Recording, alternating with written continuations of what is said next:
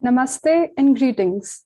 I'm Mahima Kapoor, researcher and assistant editor at IMPRI, Impact and Policy Research Institute, Prabhav एवं नीति अनुसंधान संस्थान नई Delhi. Welcome you all to the IMPRI #Web Policy Talk. Today, we have gathered for a talk under the series, The State of Economy, #Econ Dialogue, with Professor S. Ramakrishna Velamuri on 3 narratives on China's economic miracle. This deliberation is being organized by the IMPRI Center for the Study of Finance and Economics. I feel honored to introduce the moderator, Professor Nilanjan Banik. Sir currently works as a professor at Mahindra University, India.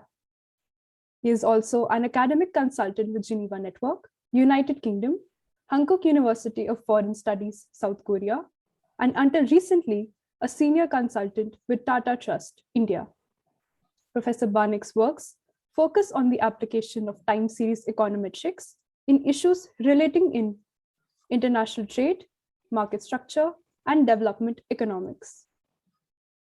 Professor Banik has project experience with Geneva Network, Australian Department of Foreign Affairs and Trade, Laffer Associates, Ministry of Commerce, Government of India, IRS, IPRI, Center for Economic Policy Research, ADB, UNESCAP, and World Trade Organization.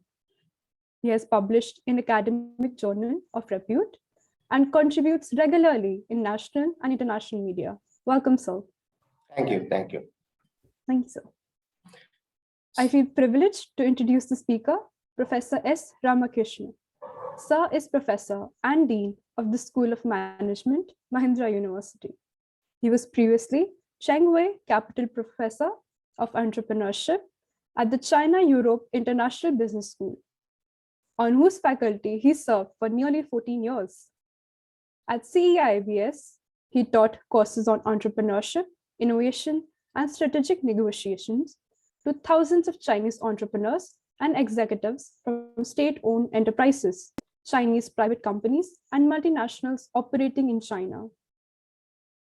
He has been a facilitator in executive education programs for senior managers of Michelin, Tencent, China Development Bank, Air Liquide, Roche, Shandong Gold, Kang Shifu, Bosch, UNICEF, Abbott Laboratories, among others.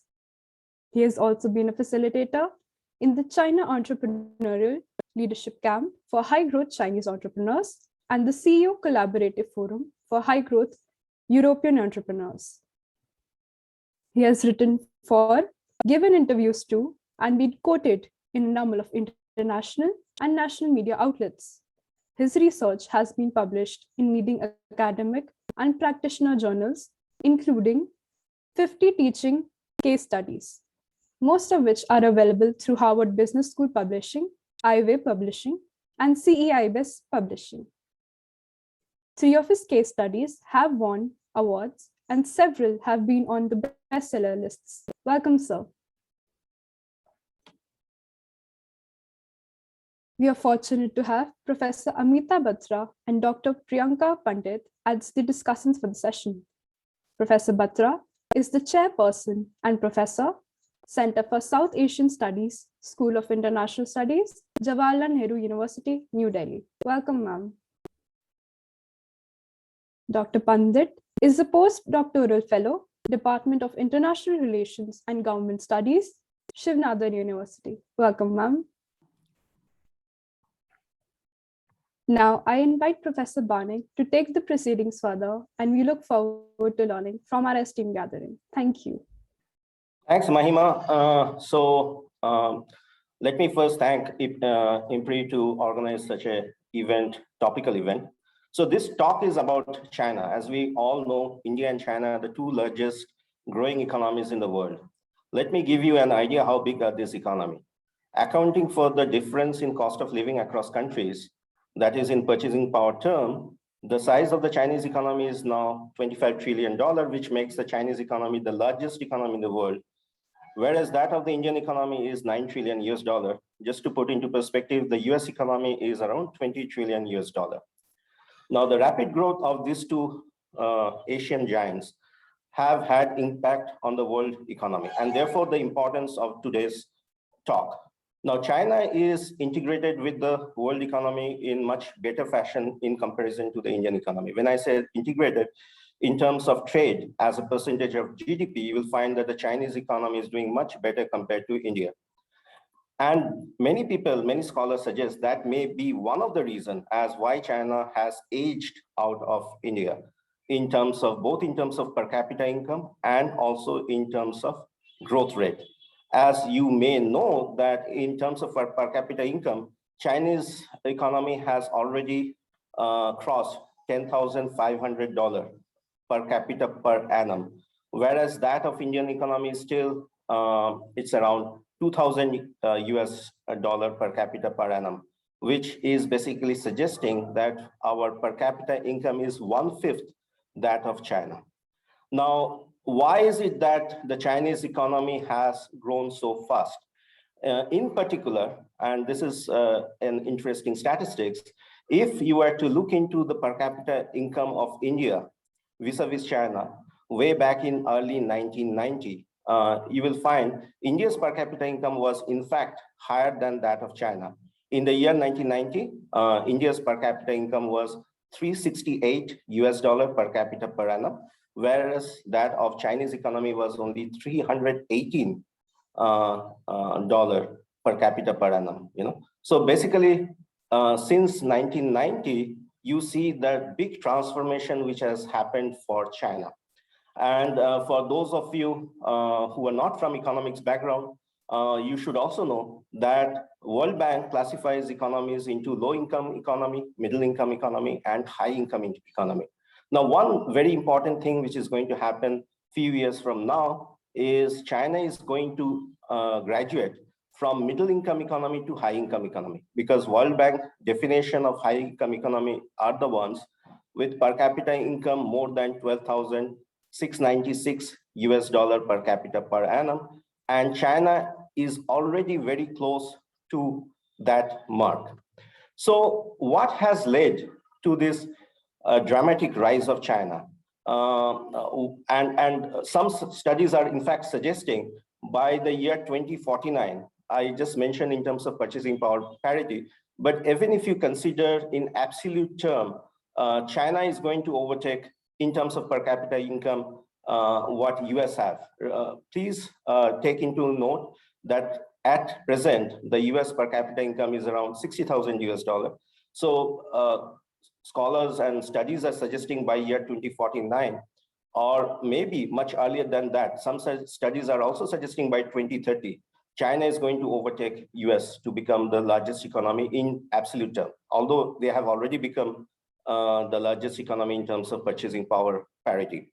So can Indian policymaker take a cue from China, take some positive signal from China as what they have done in order to become one of the largest economy, in order to soon going to become one of the superpower, economic superpower? To know about all of this, let me invite Professor Ramakrishna Velamuri. So what we are going to do is first let Professor Velamuri speak about this particular topic for 30 minutes. Thereafter, we are going to have two distinguished scholars who are working on this particular topic. We are going to have Dr. Priyanka Pandit from Srinagar University and Professor Amita Batra from JNU, who are going to be our discussant. And after that, I'm going to entertain Q&A. And then maybe we are going to wrap the session, taking the key findings from the talk. So without further delay, let me invite Professor Ramakrishna Velamuri. Professor, the floor is all yours. Thank you, Nilanjan, for that very nice introduction. Thank you, Mahima, for your introduction of the session. And I would like to take this opportunity to thank Dr. Arjun Kumar for organizing this event and for inviting me to be a speaker. I'm also very grateful to Professors Amita Batra and Dr. Priyanka Pandit for agreeing to be discussants here. And welcome everybody to the session. My association with China actually began in 2006, not that long ago. when I made my first visit to China. Until then, I had been a student of what was going on in China without ever having visited China. And in late 2006, early 2007, I got an opportunity to work in China. I was offered a full-time job on a 3-year contract. And with my family, we moved to Shanghai in 2007. And we liked it so much that we decided to continue there. So I'd moved from Spain, from Barcelona. And so we continued in China for nearly 14 years, as Mahima just mentioned. And during this time, I had the privilege of working at the best business school in China. And I had the opportunity of teaching and interacting with and learning from thousands of Chinese students and executives. So I am more of a micro person. I study entrepreneurship and innovation. So my perspective of an economy is basically I build up, my vision of an economy from the ground up rather than analyzing macroeconomic data. But in today's presentation, I'll still be sharing with you some macroeconomic data that are very well known, actually, and that have been anticipated by Professor Nilanjan Banik, who's a good friend and a great economist. So thanks to Nilanjan for agreeing to moderate the session. So I will take about 30 minutes, as Nilanjan just mentioned, to go over my presentation. And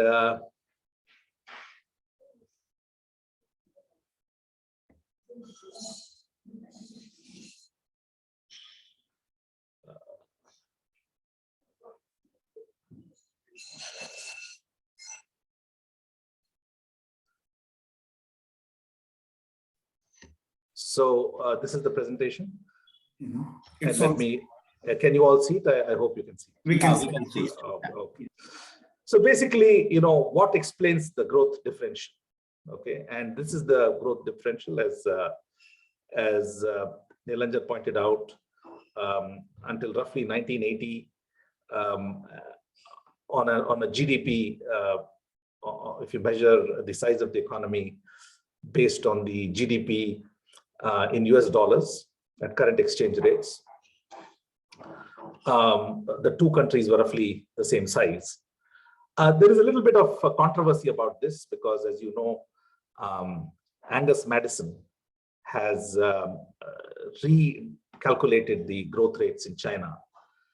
And it looks like, based on his data, that the size of the Chinese economy around 1980 was somewhat understated, because they did not do a very good job of measuring the services sector. But be that as it may, if you look at the official figures of the two economies, we see that they were not that different in 1980, but then the trajectories of the two economies have been remarkably different over the next roughly 4 decades.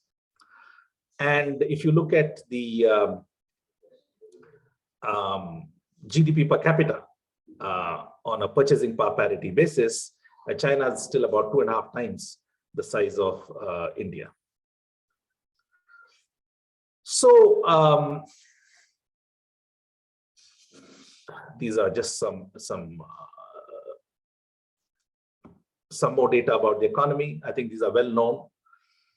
China has succeeded in migrating a very large percentage of its agricultural labor out of agriculture and into industry and services. India is somewhat unique as a developing nation in that it has a relatively small industry and a relatively large services sector. We still have a significant number of our labor force in agriculture. So I'm going to share with you 3 narratives today. The first narrative is what I call the Economics 101 narrative, which is actually quite well known, and I'll spend the least amount of time on this narrative. The second narrative is the human capital narrative, which is less well known. It is well known amongst students of economics and maybe students of China studies, but it's not broadly known. And so I'll spend a little more time on the human capital narrative. And I'll spend the most amount of time on the science and technology narrative, which is perhaps also known, but I don't think the connections between the science and technology policy of China and its economic growth have been made strongly enough. So I'll spend the most time on narrative 3. So if you look at narrative 1, basically we are saying that China created an attractive environment for investors, and they were successful in integrating their economy with both regional and global economies. And this, combined with the abundant supply of cheap land and labor, drove sustained economic growth over 4 decades. So this is the narrative. And what exactly are we talking about here? You know, as I said, an investor-friendly environment, special economic zones, which made it very easy for companies to function, both international companies and local companies. One very unique feature of countries with high levels of Chinese ethnic populations is their high savings rate. So this has been observed with the Asian tigers, and this is true of China also. So China's savings rate is very high, which has allowed them to invest, more aggressively in the development of their economy. So their investment rate, what we refer to as gross fixed capital formation, has been 8 to 10 percentage points higher than India on average over the last per year over the last 4 decades. Abundant supply of both land and labor, and very, very, I would say, permissive labor laws, permissive for companies. The first serious labor protection law, the labor contract law, was introduced and took effect only on the 1st of January 2008. And of course, a very, very important event was China's accession to the World Trade Organization. So as I said, these factors are very, very well known, and I won't dwell too much on them. This is just to share with you what I mentioned earlier about the investment rates. You can see that the upper curve is China and the lower curve is India. India's investment to GDP ratio peaked at about 35% soon after the financial crisis. But in fact, one of the worrying aspects of the Indian economy is that our investment to GDP ratio has been falling over the last 6 to 7 years. But China, especially after 2008, has continued to invest very heavily, particularly in infrastructure. We can debate later, how good this is, from an economics perspective, because economists are interested in the efficiency of capital utilization. And we can talk about whether China is continuing to get a good return on its investment in terms of GDP growth. And of course, the export story is quite spectacular. China's exports currently are at about 2.7 trillion. India's this year, I think, are going to be much better. I think we've already crossed 400 billion. Sorry, we've crossed 300 billion in 9 months of merchandise exports. And I think the Commerce Ministry is optimistic that we'll end the 2022 financial year, 2021-2022 financial year, with merchandise exports higher than 400 billion. So exports in India are picking up, but still very, very far from where China is today. And this is just the manufacturing map of China. One of the remarkable things, if you look at the China-India difference, is that how successful China has been in its in building up its manufacturing sector, which was approximately 4 trillion US dollars. The manufacturing output was 4 trillion US dollars in 2018, and India was almost 1/10 of that. And I believe it is somewhere, it's the 6th largest in the world, even smaller than South Korea. Being a single party system, China has been more successful in rolling out its infrastructure, especially roads and industrial development areas, because land acquisition in China has not been as big an issue as in India, which is a democracy. And generally speaking, I would say China has not allowed politics to trump economics until 2020. And we can talk about what changed in 2020 with the cancellation of the Ant Financial IPO, I think, and the challenges faced by Alibaba founder Jack Ma. So it looks like starting 2020, politics is becoming as important as economics, even in China. But at least until 2020, I would say that China did not allow politics to trump economics. And in any democracy, not just in India, politics usually trumps economics. And that's why some of these, the speed of progress in some of these areas is not as quick as in a system like China's. So this is the kind of narrative one, okay? And I think there are no surprises here. But let's go to narrative two, which is the human capital narrative. So here,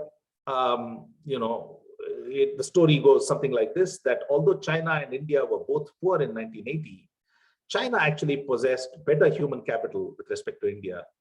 And this explains the differences in economic trajectories. So let's just look at some data points. The literacy in 1981-82 in China was about 25 percentage points higher than in India. This difference was in fact amplified 10 years later. And the differences today are still quite significant, more than 20 percentage points, right? The latest figures, I think, for India are 78%, and China has achieved almost universal literacy. In our 14 years in China, we only came across one person who could not read and write. And as you know, the standard for being considered literate in China is actually very high. Individuals who can read 1,500 characters are those who are considered literate, whereas the standard actually is much lower in India. I believe the ability to read the headline of a newspaper or to sign your name is what qualifies a person as literate. I don't know if that has changed recently, but that was the standard sometime back. So as far as human capital is concerned, Mr. Deng Xiaoping in 1980 had much better qualified human capital to work with in terms of literacy. He also had better human capital in terms of health. So China was a more healthy population in 1980. And the differences have narrowed somewhat. I think India has made some good progress in the last 40 years. But the differences with respect to China are still quite significant, okay? Whether it's life expectancy, whether it's under 5 mortality rate. And if you look at hospital beds, the healthcare infrastructure, China is still far ahead of India.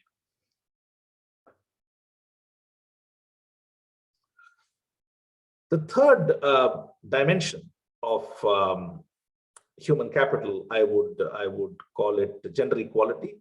And here, China has been a more equal population. I think you're all very familiar, especially those of you who are China scholars, that Mao's famous statement that women hold up half the world, he was able to actually achieve quite a lot during his time. And the World Economic Forum produces a report called the Gender Gap Report.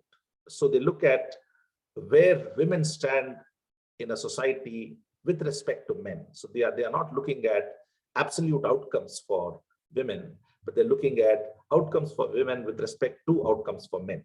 Okay, and they're looking at 4 dimensions. One is economic participation and opportunity. And here, China is ranked 69th in the world. India is ranked 151st. One of the poorest, actually, one of the lowest ranked out of 156. India is ranked 151st. And just to give you an idea, nearly 69% of the female population in China that is in the working age is working. Whereas that number in India is only 22.3%. And my understanding is that in the last few years, we've actually gone backwards on this metric. The labor force participation for males in China is 82.8. And in India, actually, it's quite close to that of China. For males, it is 79.6. And the ratio of female to male participation is 0.83 in the case of China and 0.28 in the case of India. So this is a very, very big difference. And for anybody who has visited China or lived in China, you can see women everywhere in the workplace. That's one of the things that strikes you, especially when you go from India, the very strong presence of women in the workforce. And when it comes to gender equality, China actually has better outcomes than many of the richer East Asian countries, such as Japan, South Korea, Taiwan, and other economies in Southeast Asia. In educational attainment, China is also ranked higher than India. When it comes to health and survival, both countries are at the absolute bottom of the heap. This is largely due to the fact that both countries have practiced abortion of female fetuses, with severely skewed male to female populations. And in fact, the Chinese population is actually more skewed than the Indian population. And finally, of course, the one dimension on which India does better than China is in political empowerment, because we are a democracy and women are empowered both as voters and in their freedom to stand for political office. So we've seen three dimensions until now of human capital. One is literacy rates. The second is healthcare.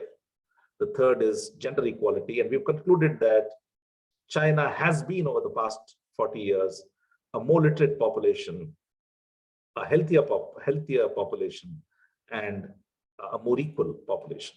And finally, when it comes to social mobility, this is an index that has been prepared by Visual Capitalist, I believe.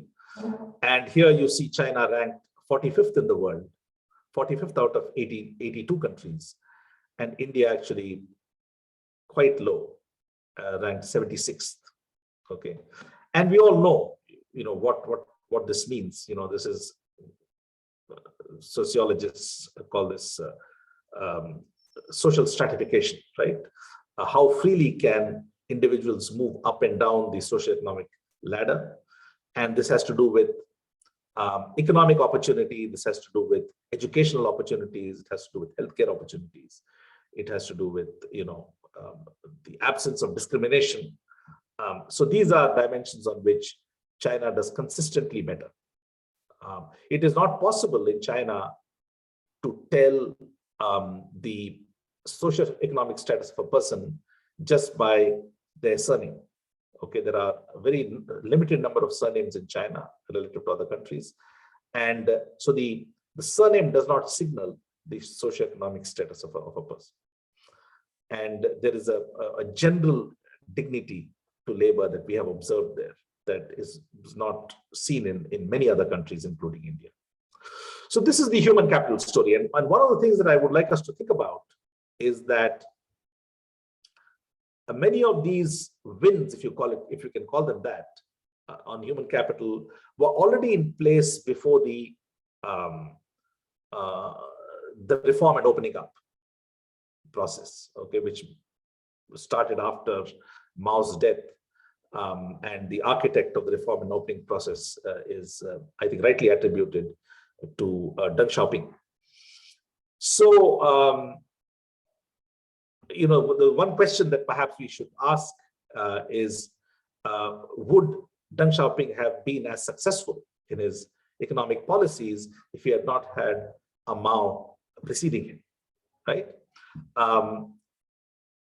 Again, that's an open question that we can debate during the Q&A time. So narrative number 3 is science and technology policy.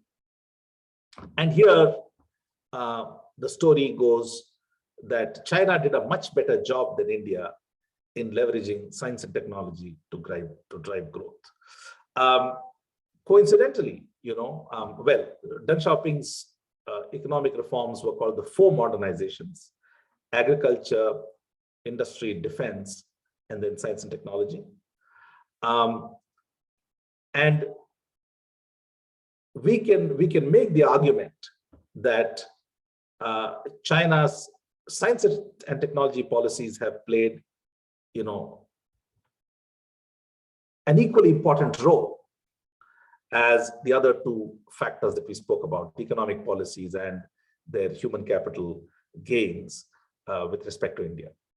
So the 40 years, from the 80s to the 2020s, have coincided globally with the PC revolution, the personal computer revolution, and its later avatars, the tablet, the laptop and the tablet, with the mobile phone revolution, and then the smartphone revolution, okay, and the successive 3G, 4G, and now 5G,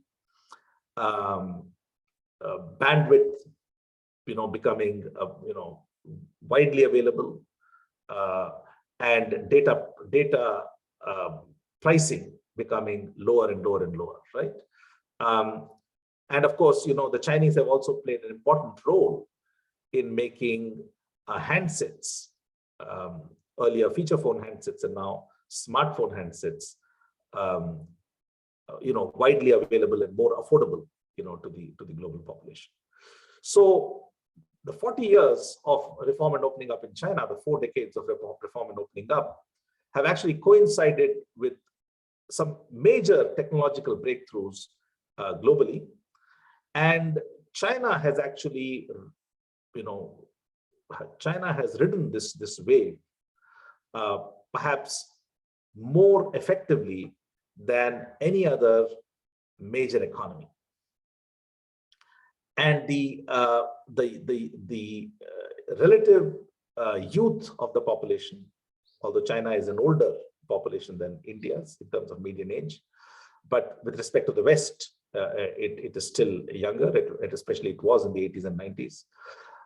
And the fact that it didn't have any legacy practices, such as widespread use of checks, which is even today very common in the United States, has meant that the population has adopted these technologies much more smoothly than perhaps in other countries. Today, China is the global leader in consumer technologies and consumer tech, whereas the US continues to be the global leader in enterprise tech. And India actually plays a very important role in the United States' leadership in enterprise technologies. That's again a story that has not been told widely enough, and we can debate that if you're interested. So famous statement, Deng Xiaoping, science and technology are the primary productive forces, right? So in some ways we can say that China has leveraged technology to leapfrog many other countries of the world. You can see this in the high-speed rail network. Once again, you know, I'm trained in business studies, and so I always look at the efficiency of investments. I used to regularly travel from Shanghai to Beijing, especially by high-speed train. I stopped traveling by air about 6-7 years ago. And a distance of approximately 1,300 kilometers was covered in 4 hours.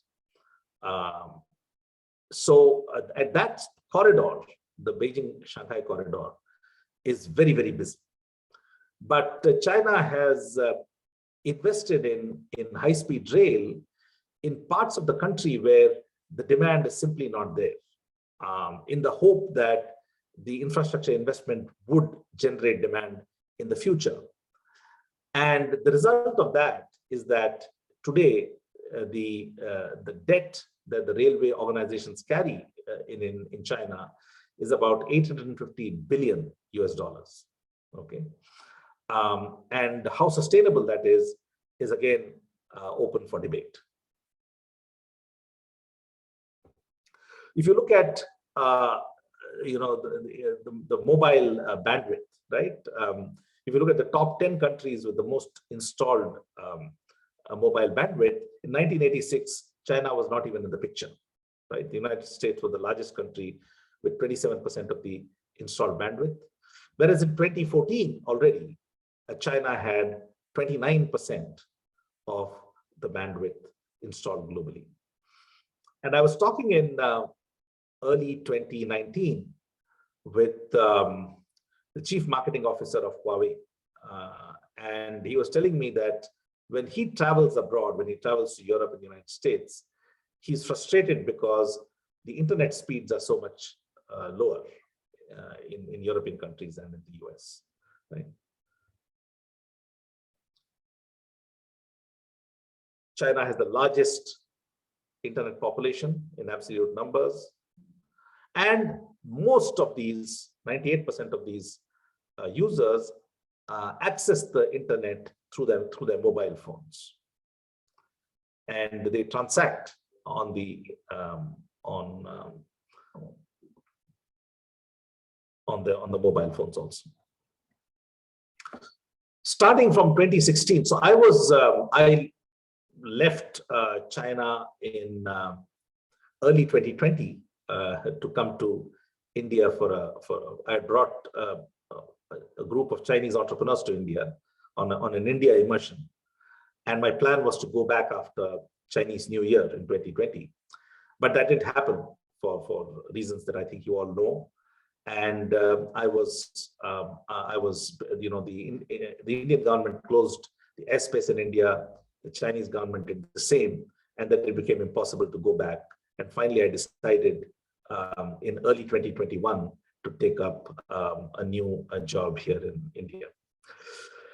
But I would say between 2016 and 2019, I hardly used any currency in China. So neither did I use the debit card, which is the Union Pay card, which had been the main mechanism for making payments in restaurants and departmental stores and so on, and supermarkets. I stopped using both currency and debit cards, and I was only using WeChat Pay, which was accepted everywhere, even by the street vendors. They had QR code that you could scan and you could pay, which is of course now also available in India. So China was, I think, the first major economy to achieve a very, very high level of cashlessness in its economy. In terms of number of transactions, I think in terms of number of digital transactions, India now exceeds China. So India has done a fantastic job with the UPI platform. But in value, I think China is still far ahead. This is one area, e-commerce, where we are lagging far behind. This is another case, I think, where politics has trumped economics in India. Our 2021 e-commerce retail value was about $67 billion compared to nearly $2.8 trillion in China. And of course, I'm going to skim through these slides very quickly. China is one of the biggest investors in artificial intelligence. As of 2017, they were funding 48% of new ventures that were leveraging artificial intelligence. And as of 2018, companies working in the area of artificial intelligence in China were generating 20 billion yuan in revenues, which is currently probably much higher than that. So China has moved from the manufacturing economy to a service economy to moving towards a knowledge economy. There is a very steep rise in AI patent applications in China. So while the US continues to lead in patent applications, the rate of growth in China is much, much higher. If you look at AI companies, China lags significantly behind the US, but it's the second most important country in the world. In terms of machine learning patents, again, China is world number 2. But when it comes to deep learning and artificial intelligence, the patent publications from China are the highest. Funding for AI, China's investment in AI is big, but still well behind the US.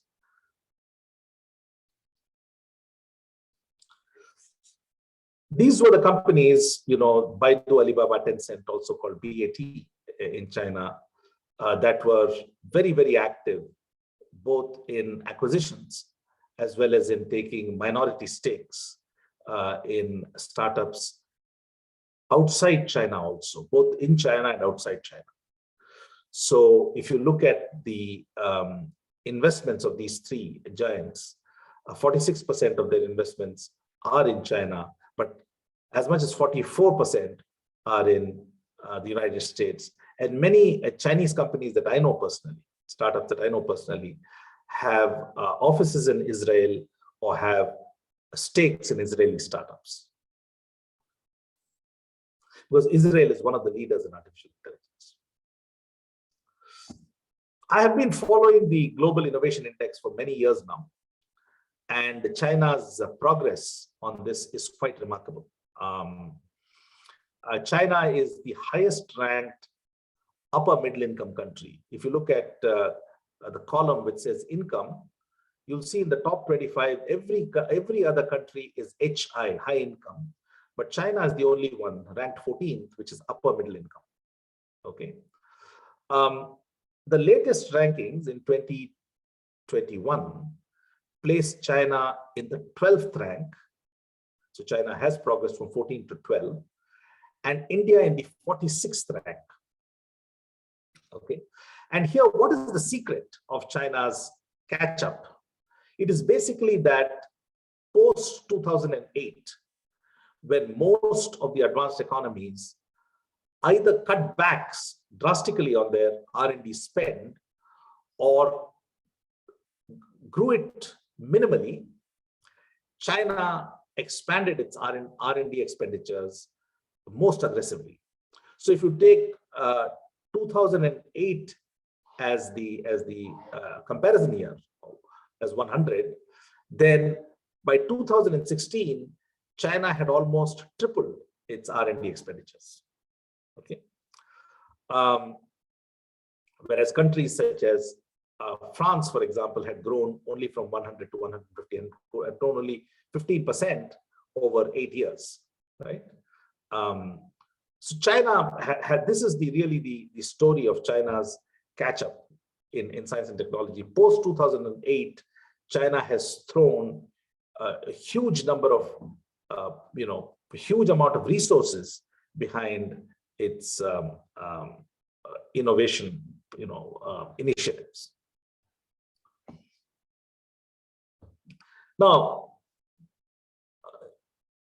so if you look at the bottom of the slide, I provide some data, right? In 2021, the estimated expenditure on R&D of China, both public and private, this is called the gross expenditure on research and development, GERD, was $323 billion. India's was $18 billion. Okay.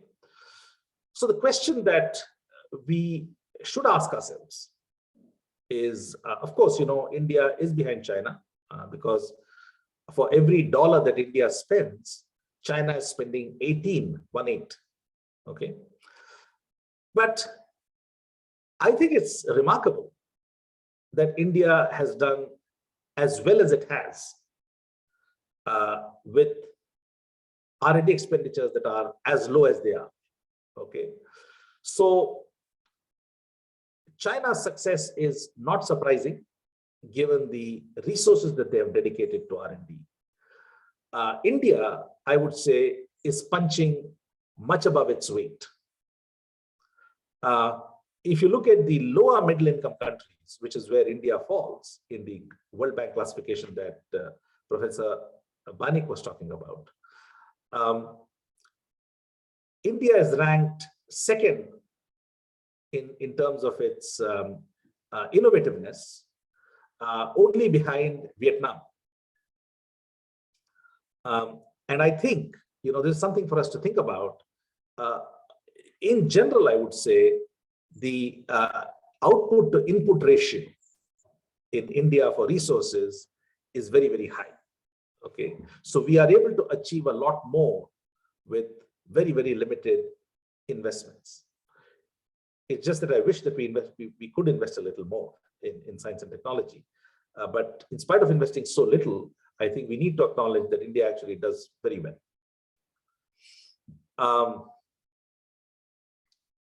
So currently, India's R&D expenditures to GDP are at approximately 0.7%. Okay, China's are currently at 2.2%, and an advanced economy like the United States, I think there the ratio would be probably close to 3%, if I'm not mistaken. At least for the manufacturing industry in the US, it's about 2.8%.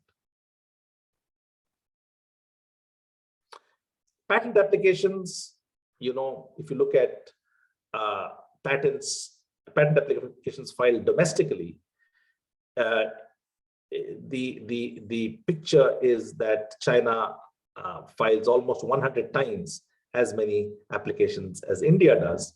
A lot of scholars, many scholars, and many of them Chinese scholars, have raised questions about the quality of these patent applications. And we can have a discussion about that also. Okay. In China, most of the patents are filed by domestic residents. Only a tiny fraction are filed by non-residents, meaning by and large multinational companies operating in China. Whereas in India, the picture is actually quite different. The vast majority of patents filed in India are actually by multinational companies.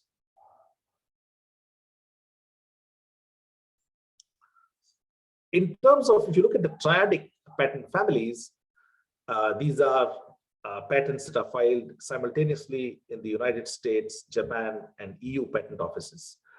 The difference is not as stark as the domestic patents, where I said earlier that the difference is 100 times. When it comes to triadic patents, which are the really high quality patents, China is about 10 times India. One of the major breakthroughs when it comes to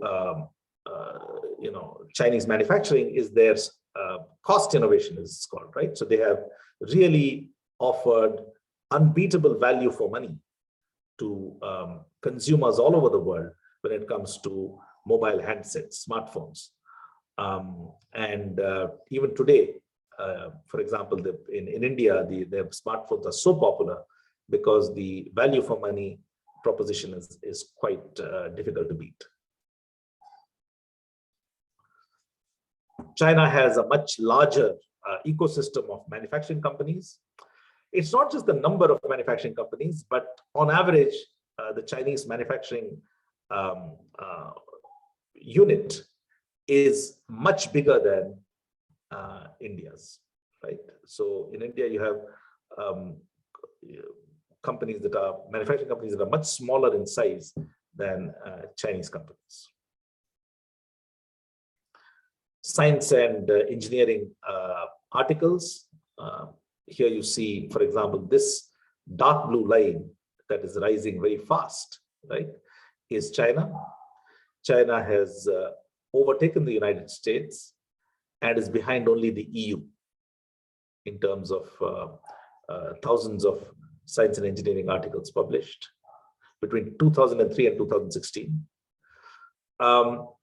If you look at output in the top 1%, the output in terms of top 1% of cited publications, there I think the United States and Europe have a significant lead over China. But China is improving very fast, as you can see, right?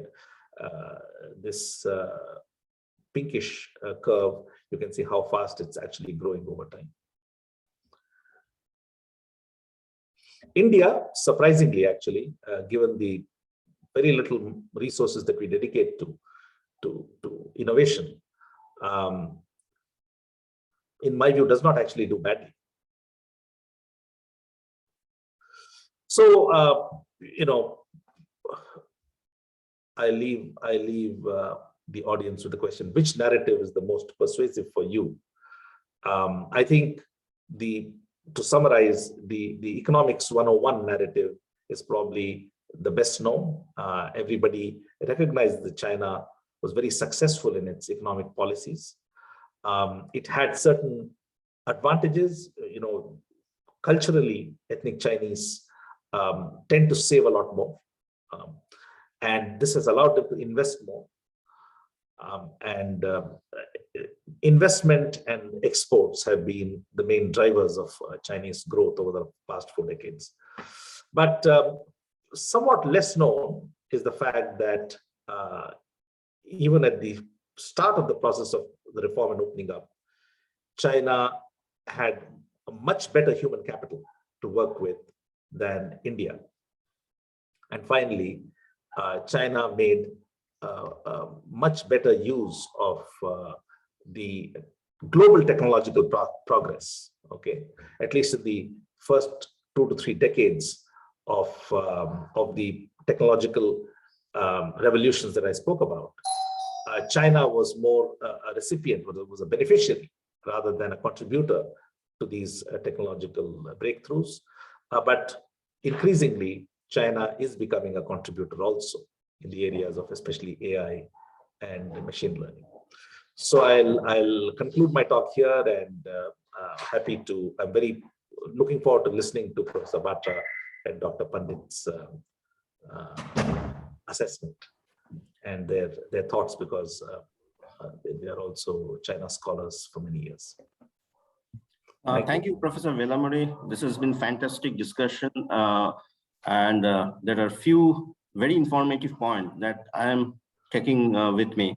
But before I come to the key findings of your talk, let me first invite Dr. Priyanka Pandit to discuss your presentation, and followed by which we are going to have Professor Amita Batra speak about your presentation. Over to you, Dr. Pandit. Thank you, Professor Banik, and thank you, Professor Velamuri, for that very interesting presentation. And now, firstly, I would like to thank Dr. Arjun, IMPRI India, for inviting me to this discussion, and also for organizing this discussion, which I think is very important at a time when we all are looking at a great divergence in the global economy, where we have countries like China and United States recovering from the pandemic soon, and growing back to their pre-COVID growth levels. And whereas prospects in other countries, including ours, look much worse. Now, Professor Velamuri had provided us three very interesting narratives, and they're very significant, and they account for the miracle, the Chinese growth miracle. But then, for the sake of a discussion, I think it is important to also have a critical reading, to take a critical reading of these narratives. Now, the first at the economic narrative that he just pointed, and of course the details that he provided, the details with which he substantiated the economic narrative. We also need to take into account, when we look at these details, the positives in Chinese economy. The Chinese economy has been facing headwinds for some time now.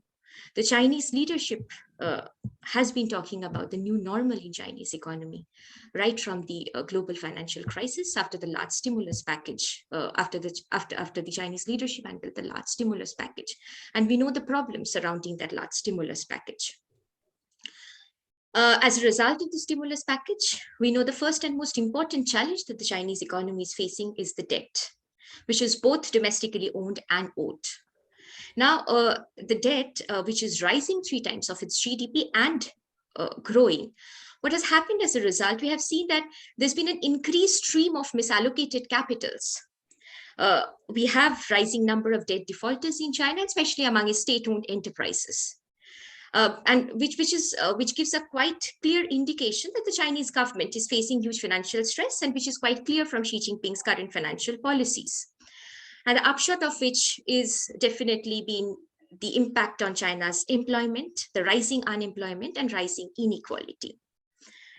And the second challenge is also the demographic challenge.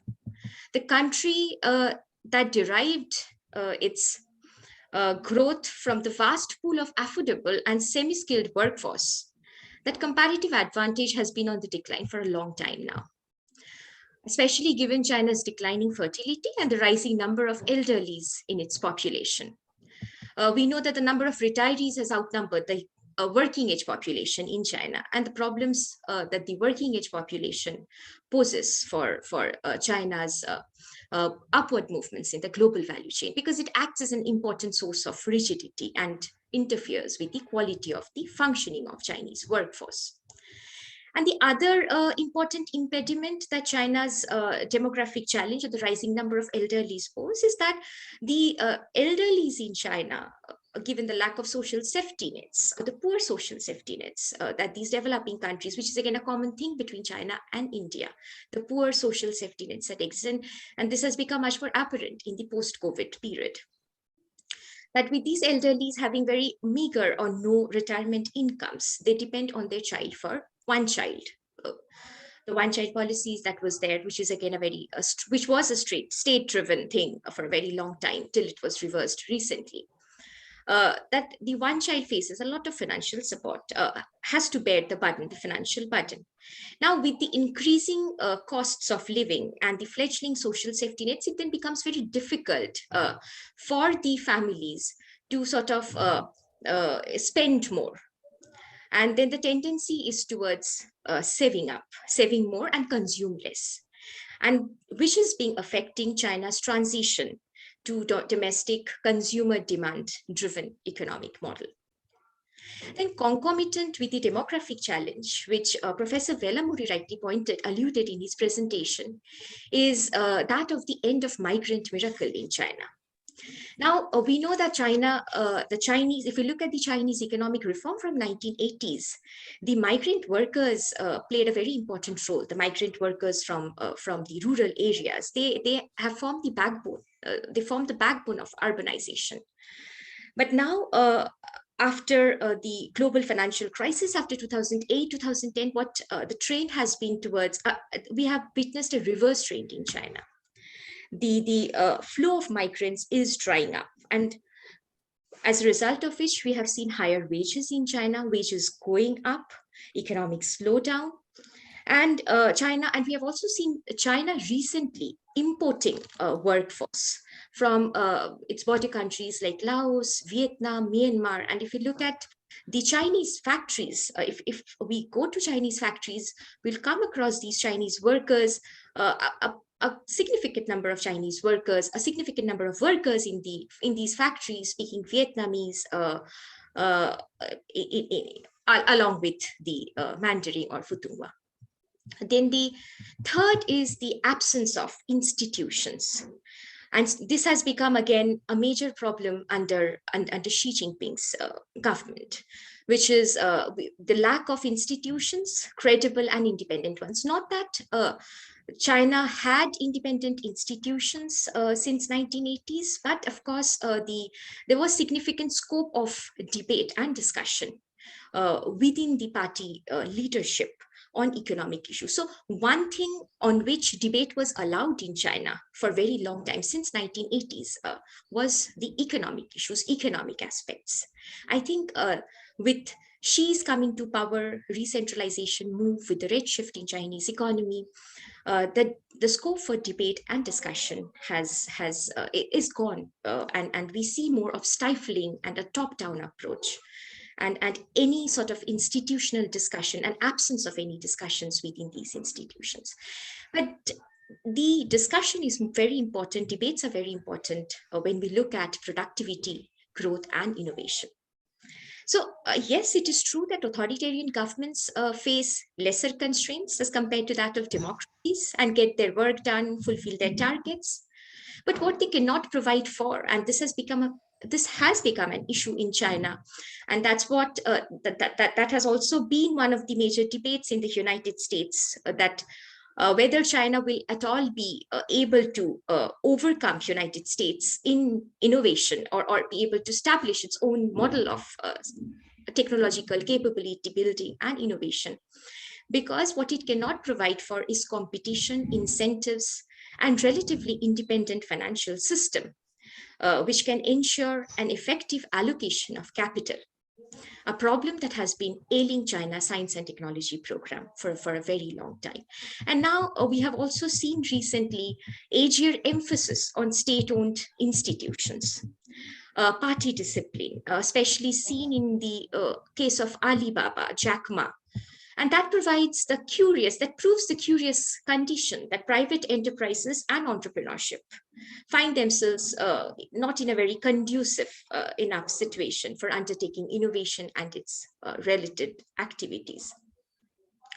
Now, regulators within and outside China have become increasingly worried that big tech firms could abuse these advantages. So traditional banks, which have been losing market share to the digital giants in both money management and lending, are probably cheering the regulators to take these tougher turns. And therefore, we see the crackdown on these major private sectors. So I would like to stop by saying that Xi Jinping, through his top-down, highly personalized approach to policymaking, has reinforced an institutional culture of conformity and control, which in turn stifle competition and increases the chances for misallocation of capital. Thank you. Thanks, Dr. Pandit, for your very valuable suggestion.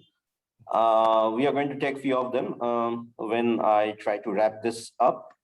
But thanks much for bringing some of the headwinds that you have mentioned, and that may be subject of discussion during the question and answer session. Now, may I request Professor Batra to give her comments, please?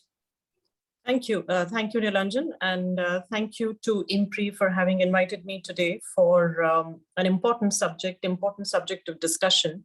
As I would say, and something that has got the attention of the world, for the past couple of years, more because of the kind of political buildup that's been around Chinese growth process, I would say. While Chinese growth process, I think we've all been familiar with, for the last 2 decades, when it has been the fastest growing economy. And we've also had this natural urge to make comparisons between India and China, as the fastest growing, second fastest growing economies. The difference, of course, as has been brought out by Professor Velamuri, in terms of absolute is huge, something that we should be conscious of, and something that needs reminding all the time in terms of the catch up that needs to be done by the Indian economy, all accepted. And I think a very well presented, detailed slides, particularly I think the last section, which is the AI technology, and which I would say is the core of the debate that's happening around the world, So I think rightly focused, in that sense, as far as the last detailed approach is concerned. I'll make only a couple of points, and again, critical points here, which I'd like to point out, so that just to add to what has been presented, the first point that I would want to make is, I wish, Professor Velamuri, since you have so much detail here, in your presentation, and I think the underlying paper too would have that, it would help to build upon the linkages between these narratives, rather than present them as mutually exclusive, I mean, starting with your last slide, when you say which is the most persuasive, I don't want to see them as one against the other, but I want to see each contributing to the other, And just to give you an example, when you talk about technology, here we know that that's been the biggest debatable point, that we are looking at in these last couple of years. But this is also the point, that I think is, it's majorly contributing to what I think Priyanka alluded to, in terms of China's inward-looking change, that's happening in terms of its growth strategy, all out, outward-looking, export-oriented, and so on, And now there has been in the last, both as far as their plan is concerned, as well as the strategy is concerned, innovation-based growth, and innovation more to replace what was the dependence on the world, trying to make, create more as far as domestically produced is concerned. So that bit, how does that link up, with the kind of debate that's on, in terms of US coming down on China in terms of technological innovation? How does China try and create its own independence, in terms of innovating towards less outward orientation, more inward focus, all of that I think needs to be built in, And second, when you say, that technology was not so much a part of the discussion earlier on, and not much is known about technological advancement, here both a point and a question that I'd like to put forward, is that, the kind of growth strategy or the kind of export strategy that was trade strategy, which you kind of, bring out as the most persuasive economic 101 narrative, had at its core the foreign direct investment policies of China, which, again, I don't want to say it's debatable, but it's known, that technology transfer, forced technology transfer, and policies oriented towards forced technology transfer were a major part of China's, growth or upward movement as far as technological advancement is concerned, What would you have to say about that? I think that's an important aspect where you link the third, the first, and ultimately what's happening and where China is going today, in terms of both its rate, its rate of growth as well as far as its policies are concerned, how Xi Jinping is changing policies towards more inward orientation rather than outward, and how, that would build up in future. My second point, that I would make also in this light, is with respect to the first where you talk about savings and investment. I think you kind of highlighted that and the difference as far as India is concerned, about how high the investments were as far as China is concerned. Again, a point that Priyanka alluded to, but I think I'd like to connect it with a more focused, point that I wish you would bring out, is financial markets, lack of development as far as financial markets in China are concerned, that being the reason where, what Priyanka said in terms of misallocation of capital or lack of efficient allocation of resources that's not available.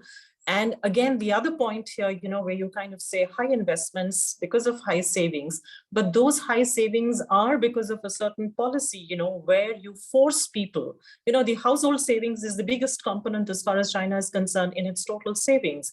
Why? Because of the, social safety net policy, which they don't have as far as government provision is concerned, forcing people to save and, thereon, if we kind of focus also on their capital markets, and how these have developed over time, I think another dimension, that would come forward and would be helpful in explaining not just the differences, but also highlight how India's reform process, has been different, and maybe also accounts to some extent, that entire political build-in, that happens as far as China is concerned in terms of its policies, and hence the growth, and hence everything else, And the third and the last point that I would want to make, is in terms of human capital, when we talk about how China has been far ahead, as far as human capital development is concerned, this is a point where, again, I'd like your inputs more than my pointing out a critical, critiquing your analysis, is the emphasis on primary education with tertiary education as far as India is concerned.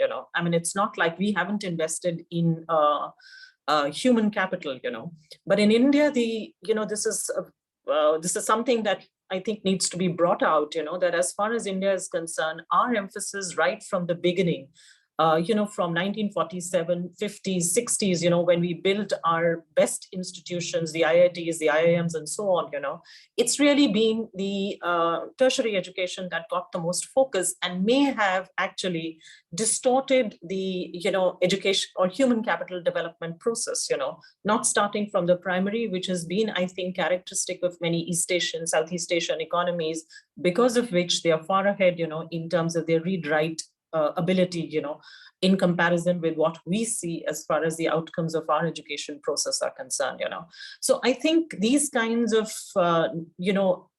dimensions, if you could bring out, in terms of both the comparative picture as well as, making it slightly more critical as far as China is concerned, rather than all positives, and placing it in the context of what's happening now, bringing it more to the current in terms of a slight slowing down, projections slowing down, as well as, the export-import differences in terms of innovation building, that's the important thing. I think that's about it. Otherwise, I would like to congratulate you on a very, very detailed and informative, comprehensive presentation that you've made. Thank you. Thank you, Amita. In fact, before I pass it on to Professor Velamuri, let me also try to take a cue from what Professor Batra just now said. First of all, there is linkages between the three narratives that you have spoken about, which is in economics, there are plenty of papers to suggest that there is some relationship between growth and development. Now, when you say that both in terms of growth and development, China has aged out of India, for instance, as you may know, that one of the reasons why India is ranking below in the human development indicators has to do with lack of women empowerment and lack of to take into control our use of natural water. Now, when you say that the China has done miraculously well in terms of women empowerment, I think one way to suggest is, and also human capital, one way to suggest is that the reason why they are growing may be because of their better development indicators. That is number one point. Number two, which is again kind of interesting, is what just now both Amita and Priyanka mentioned, is if I look into the Indian stock market as well as the Chinese stock market, Indian stock market is going through the roof. It has between 2008 and 2022, as we speak, you see the remarkable increase in stock market indices, which has not happened in case of China. Now, when Professor Batra has mentioned that in spite of high saving rates, why is it that the Chinese are not able to invest in the stock market? Is it because of lack of capital market reforms that Professor Batra maybe was mentioning, or is it because of a few other things? Now, the third and the last thing before I pass it on to you is there are some, in India, there are some efficient institutions and there are not so efficient institutions. For instance, within court system, we have seen Supreme Court is a very efficient in terms of handling the court cases, not so much in terms of high courts or district courts. So what is the role that the institutions and the government are playing for making China that 4 trillion value of manufacturing output that you just now mentioned? What is the role that their institution and government has played? And more importantly, I find this very interesting when Priyanka mentioned about the input-output ratio. You know, it might so happen that in China, there are already many bridges, many hospitals being built. And therefore, the marginal return to build one more additional bridge or hospital may be less. So how do you kind of distinguish what element of efficiency? Is it because already we have enough of bridge roads in place, because of which you see the marginal return is low? Or is it because they are not that efficient in terms of using their resources? So this kind of distinction will be, I think, make the discussion much more enriching. So over to you, Professor Velamuri. Okay, thank you so much. Thank you so much to Priyanka, Amita, and Nilanjan for your very thoughtful and incisive comments. Of course, you know, I know that the narratives are deeply intertwined and they are mutually reinforcing. So it's just a provocative play on my part to say that you know, the second and third are perhaps not as well known as the first one. And it's one of the things that Professor Amartya Sen and other development economists have been saying, you know, about India. And I recently saw an interview by the finance minister of the Tamil Nadu government, Mr. Palnivel Tyagarajan, who was, you know, even if you look at the differences within India, if you look at states like Tamil Nadu, which have achieved far greater, you know, progress in human development, you see that that has definitely an impact on economic growth, right? So definitely those points are well taken. Let me just comment briefly. Yes, Priyanka, there are significant headwinds. Okay, significant headwinds. Even before Xi Jinping came to power, you may have heard a statement by Premier Wen Jiabao, you know, who after injecting 700 billion into the of stimulus into the economy post 2008, he said that the Chinese economy is highly unbalanced, right? Highly unbalanced, and that's a danger. So these headwinds that existed even before Xi Jinping came to power are now, you know, combined with a policy which seemingly reverses the economic policies of Deng Xiaoping and his successors, right? And to me, you know, last year when I was looking at what was happening in China, it did not make any sense, right? Because why would a country that has achieved an economic miracle, this is the term I think that Larry Summers used, that no major economy has grown at such high rates over such a prolonged period of time. Why would a country reverse the policies that have given it such remarkable economic success, and as a result of the economic success, huge political clout all over the world, right? Taking it to a superpower status.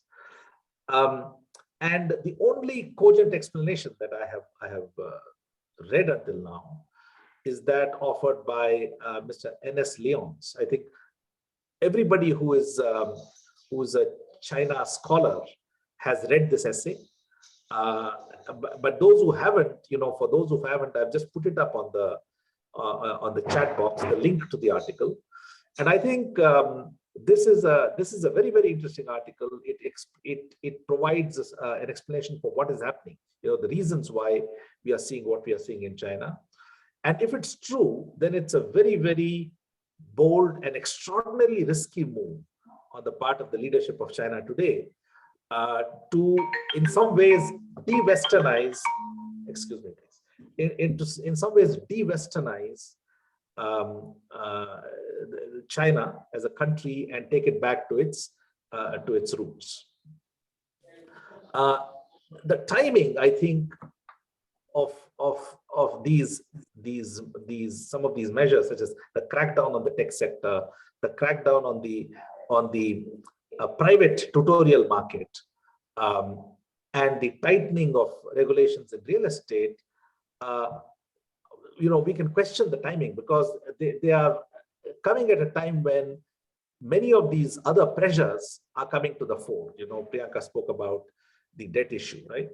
And to what extent are the stricter regulations that real estate companies have to adhere to what extent are they exacerbating the challenges that the real estate sector is facing today?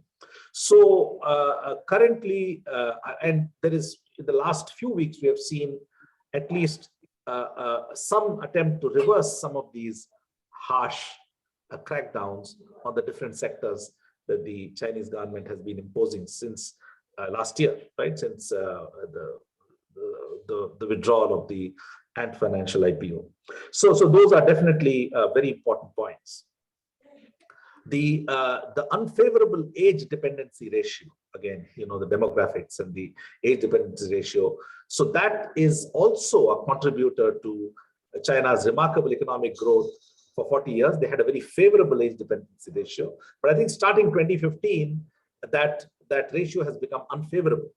Okay, and what impact is that going to have on future economic growth is again a question. But generally speaking, definitely negative, right? About 2 or 3 years ago, there was a report by McKinsey that 25% of the orders for industrial robots are coming from China. Okay, so I think China is cognizant of the labor shortages that it's going to face, and that is again, in some ways accelerating the investment in automation.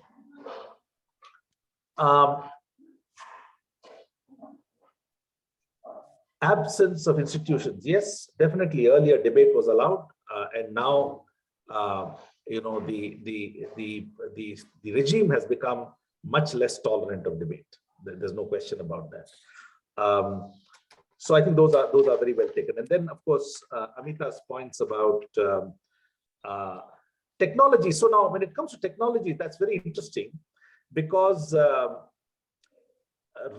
would say right from a couple of decades ago, China decided to promote its own national champions, national technology champions, and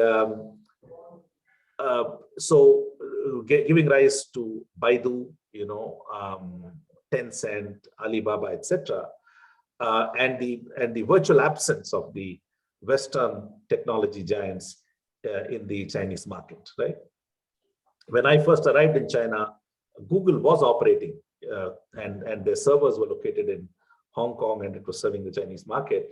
But then China promulgated a regulation that all servers had to be located within mainland China, within the Chinese firewall, and then Google decided not to comply with that. And so Google is not present, virtually not present in China. Facebook is not present in China. Amazon, I think, Amazon and eBay, perhaps due to their own failures, they have not been able to sustain themselves in China. But the technology policy was somewhat inward-looking, even from the very beginning.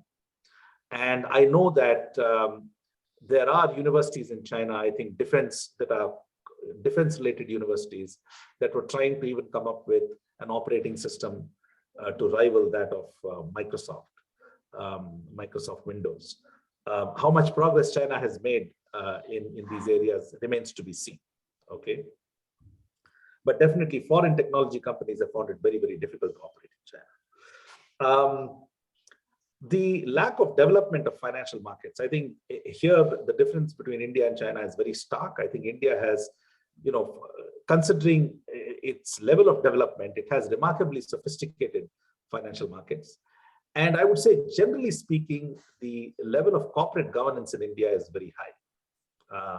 My colleague, Liang Nang, he interviewed all the major leaders of the Chinese corporations, with the exception of Ranjan Fei of Huawei, he interviewed everybody else. Okay, and they were very open in saying that they see the board's role more as a support to the executive management rather than as a monitor of the activities of the executive management. Okay, so corporate governance in India in China definitely has a longer way to go, and the lack of an independent media has played a very important role in the low level of transparency in the Chinese financial markets. Is very, very important for the financial markets to function efficiently. So I would say,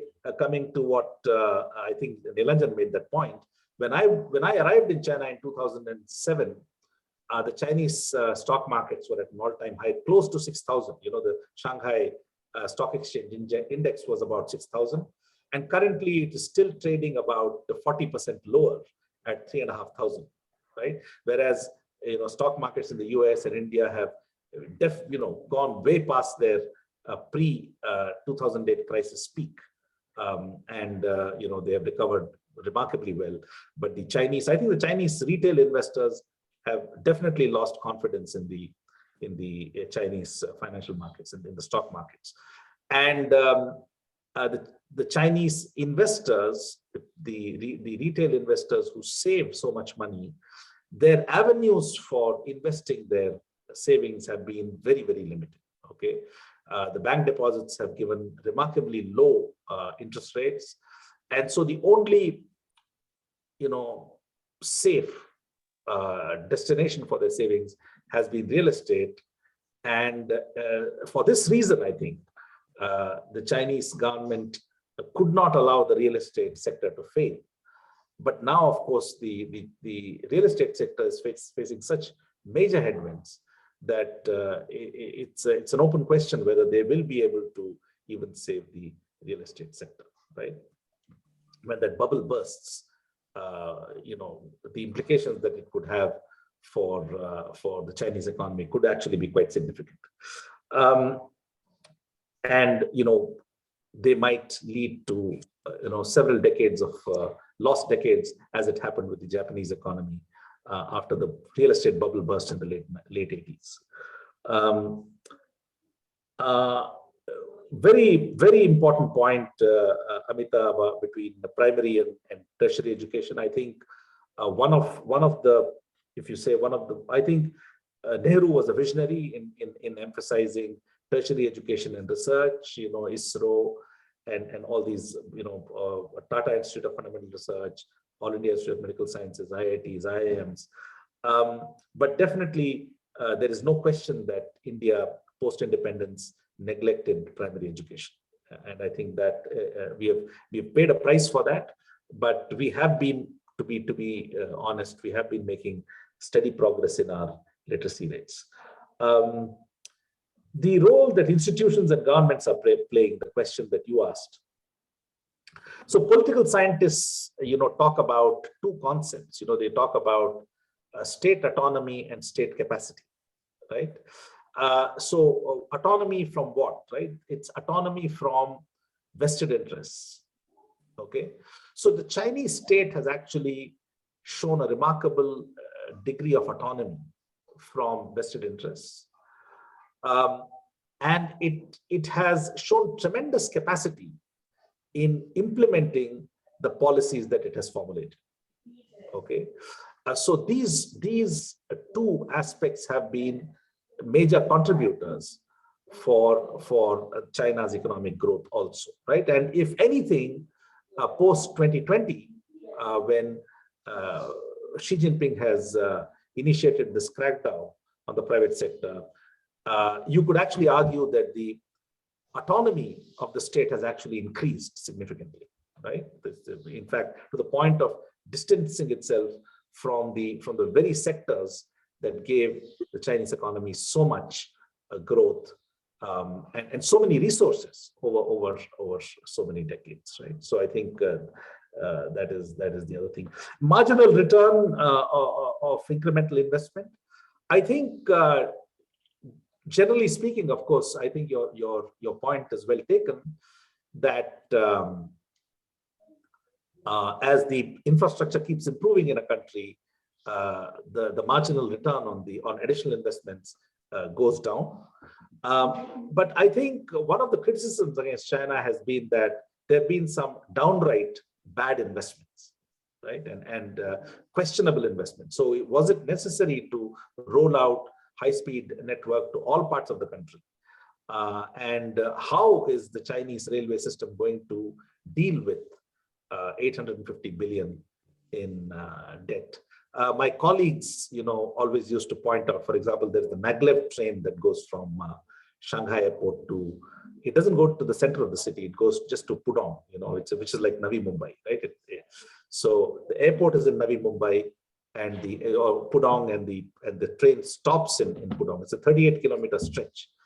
And my Chinese colleagues, always used to point out to me that this investment doesn't even recover the interest payments that the investment has required, right, for the capital that was borrowed, let alone the operating expenses. So there are many such white elephants in China, and this is, of course, the point that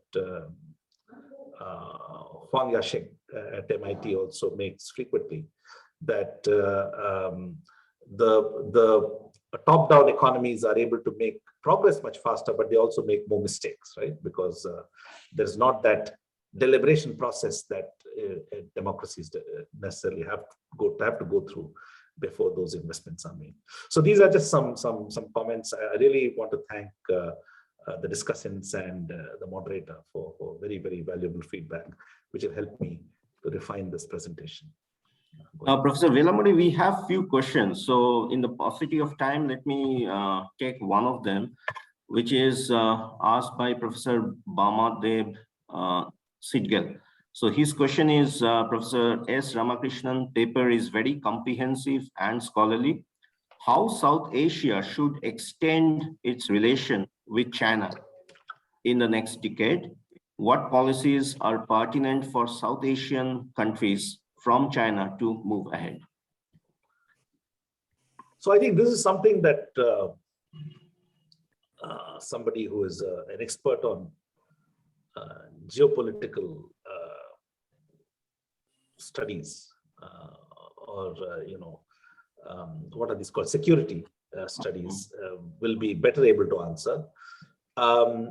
As far as I'm concerned, during my time in China, with the help of the China-Europe International Business School, which fully supported me, and Tata Sons China office, we organized, I think, 6 China-India cooperation forums, because I firmly believe that the two countries can gain much more from cooperating with each other than following the path of conflict.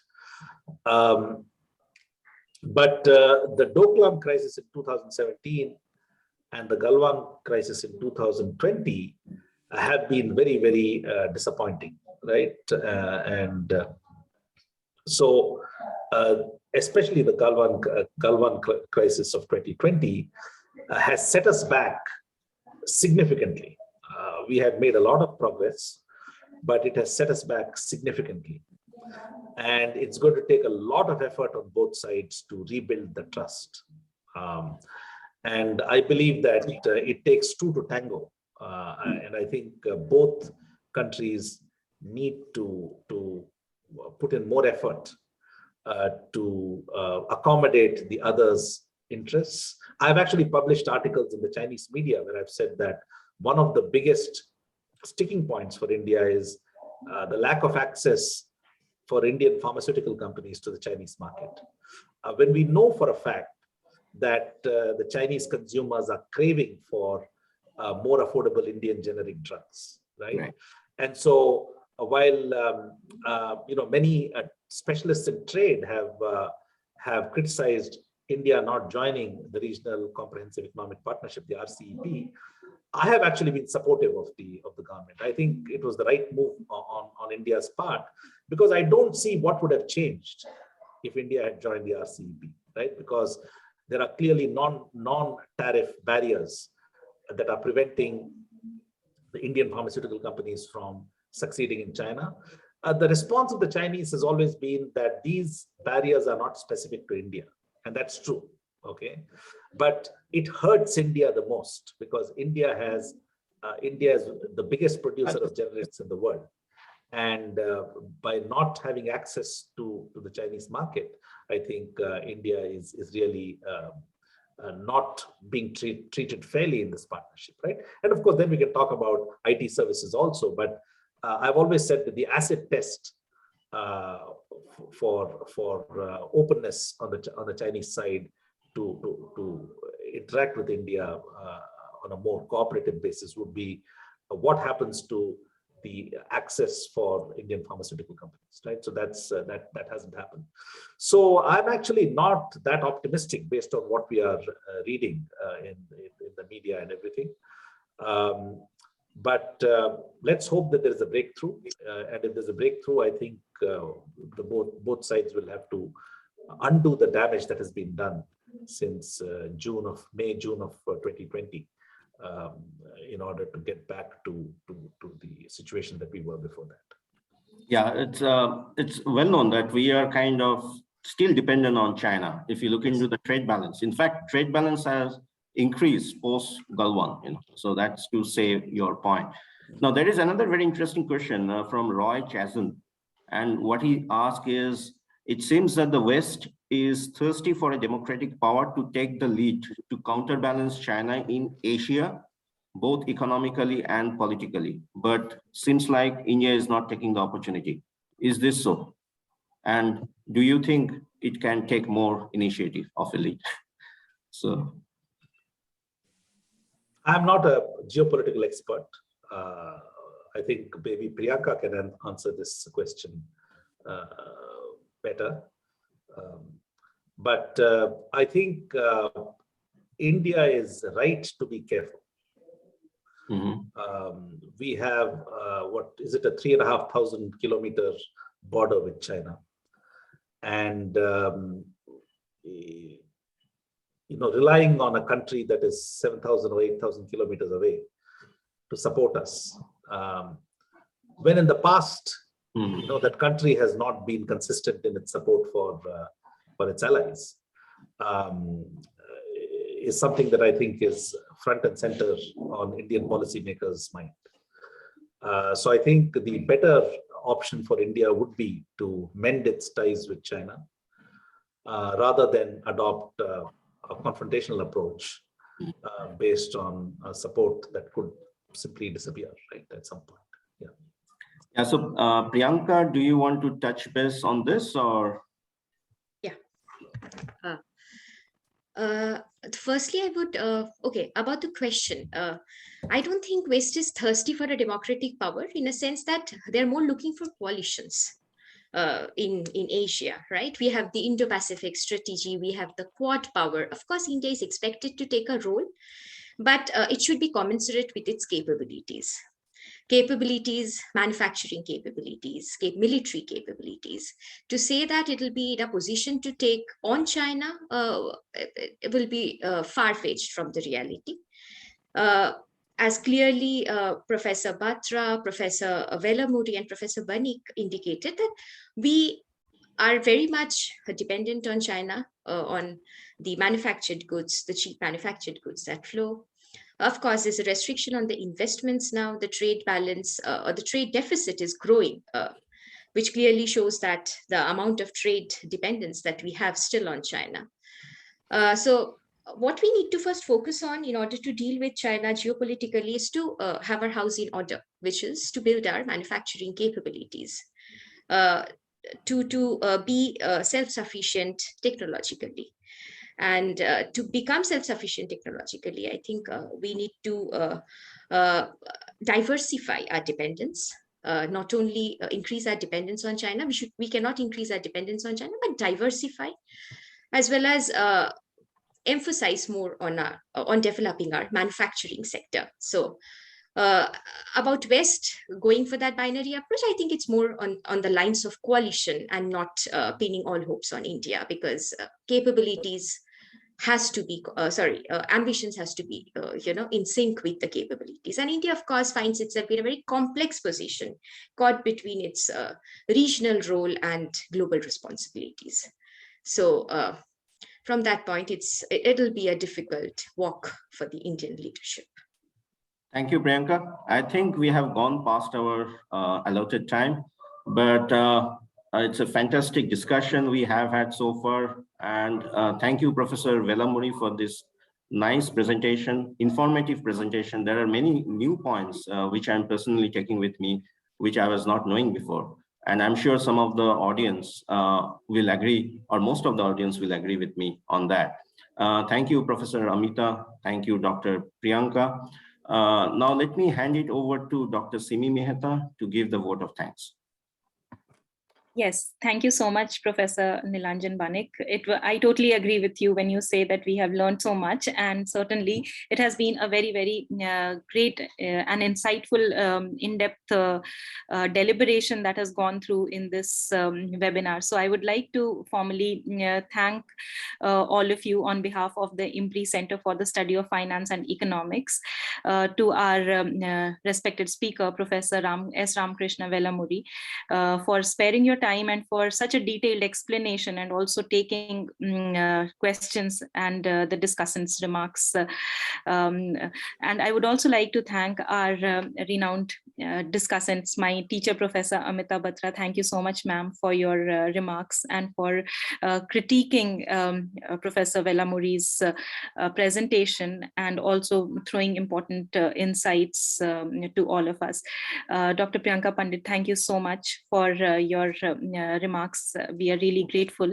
I would also like to thank the moderator of the session, Professor Nilanjan Banik, for your important interventions and also for moderating the session so wonderfully well. Lastly, I would like to thank all our attendees here on Zoom, and also those who are watching us live on Facebook. Thank you for your questions and for your proactive participation. I would also like to thank all those who would be watching us later on our YouTube channel and listening to the program on our different podcasts. So thank you so much. I would wish you all a very, very good day, and please stay safe. Thank you. We look forward to learning more from you. Thank you. Thank you so much. Thank you. Bye. Thank you. Bye.